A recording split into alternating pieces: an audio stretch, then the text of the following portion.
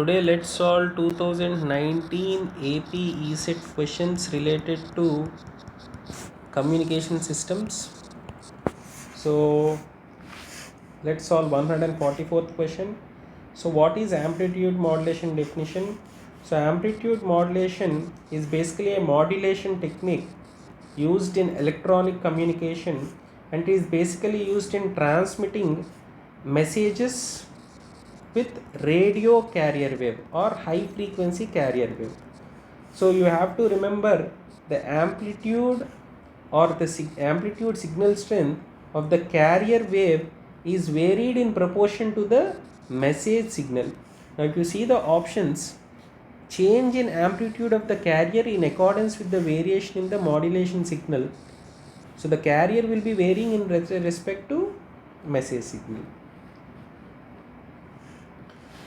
So I'll show you the pictorial representation of it.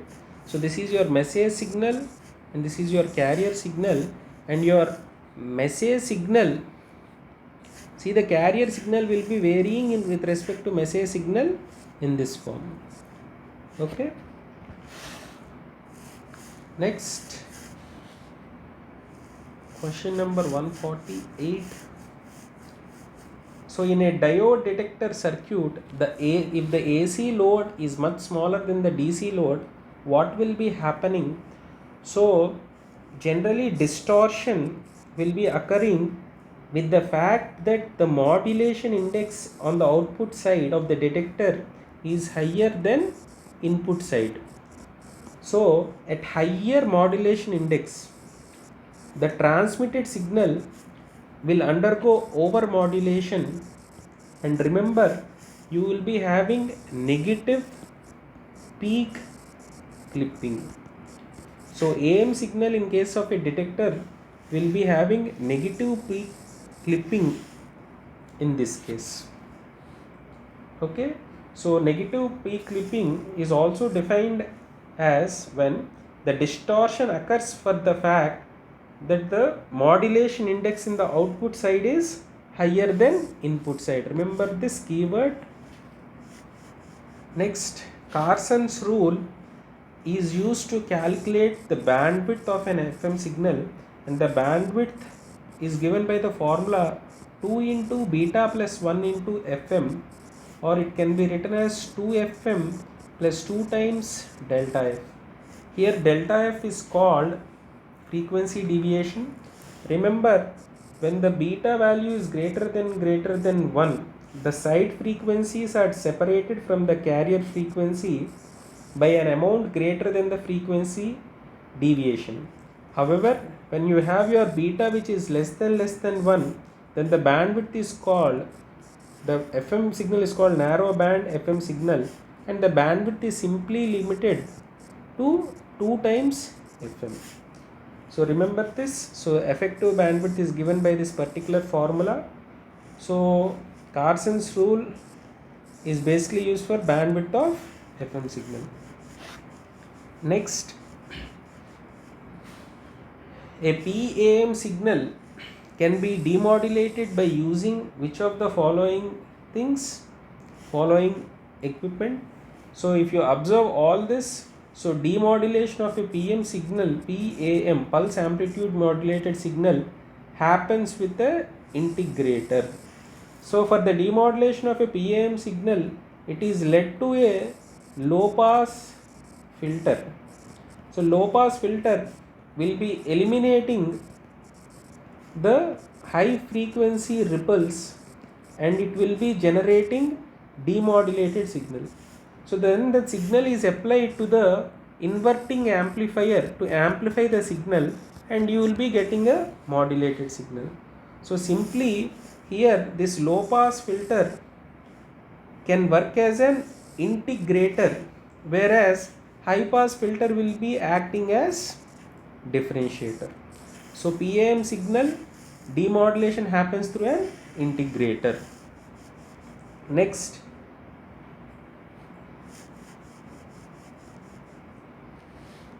so in a linear system, if an input x1 of t produces y1 of t and input x2 of t produces y2 of t, input x1 plus x2 produces y1 plus y2. This concept you have already learnt in circuit theorem, which is called superposition theorem. So the concept of superposition states when two or more signals overlap in space, then the resultant output is equal to the algebraic sum of individual disturbances. So observe this. This concept is simply the concept of superposition.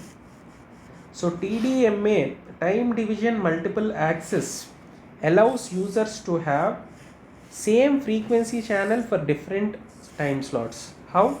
So TDMA is a channel access method for sharing medium networks. So it allows users to share same frequency of the channel by dividing the signal into different time slots. So here frequency will be same, but the time slots will be different.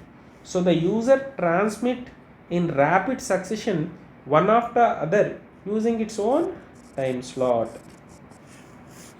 Next.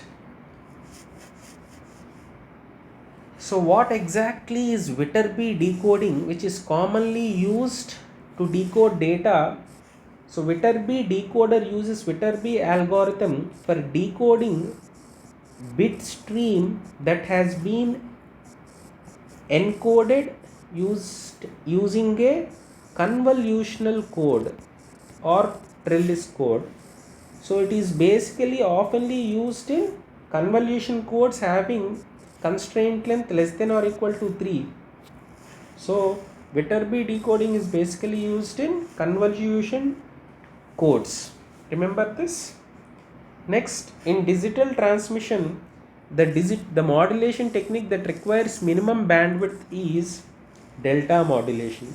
So the advantage of delta modulation is in this process the transmission of only one bit happens. It is either a 0 or a 1 per sample.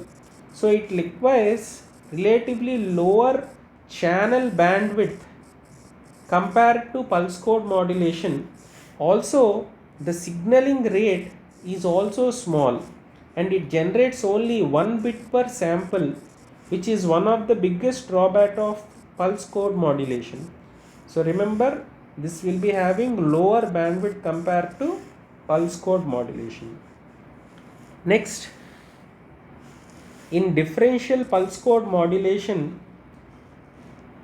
technique, the decoding is performed by accumulator.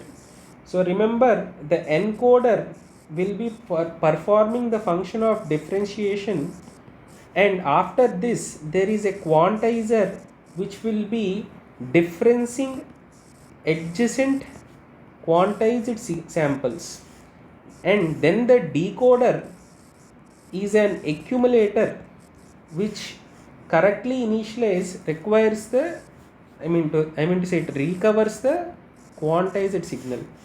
So encoder performs differentiation, quantization. Quantizer will be preceding the differentiated signals, and decoder is the accumulator which will be recovering the quantized signal. So the angular distance between 2 points on each side of a major lobe of a radiation pattern when the radiation drops to 0. So if you remember the angular spin, so the angular spin between the first pattern nulls adjacent to the main lobe, see if this is the lobe, so you will be having FNBW or first null beam width, and then you will be having half power bandwidth. So if this is your main lobe, remember first null beam width is the angular spin between the first pattern nulls adjacent to the main lobe, And simply remember, the first null bandwidth is angular separation quoted away from the main beam, which is drawn between the null points of radiation pattern in the major lobe. Next, the pattern which is generated due to plotting of square of amplitude of an electric field is called power pattern. So remember, radiation patterns can be field patterns or power patterns. So the field pattern is plotted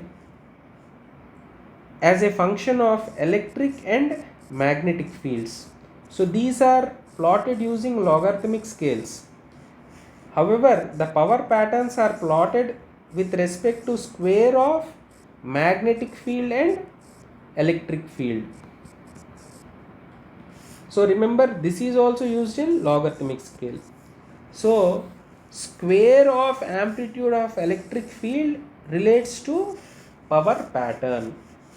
Next, parabolic reflector converts spherical to a plane wave.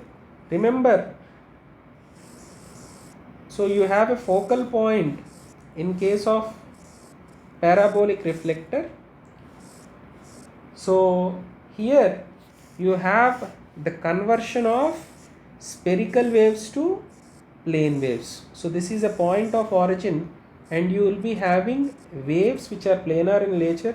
So these are parallel rays, and you have spherical wavefront here, and this is the focal point in case of a parabolic reflector.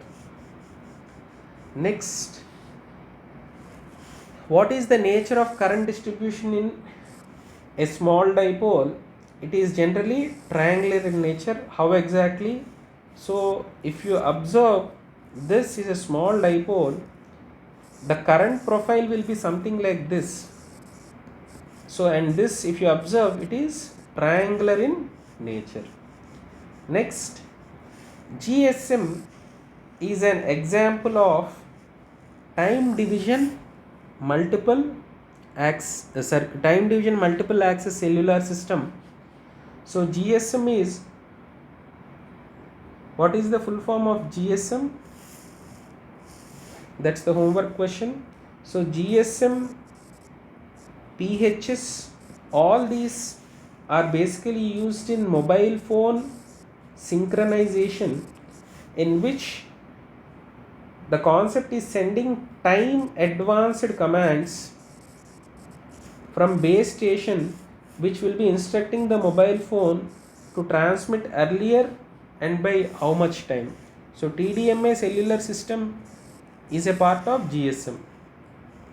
Next, radar range primarily will be depending upon, so you have the radar range equation formula is power 1 by 4 pt g square lambda square sigma by 4 pi into p minimum.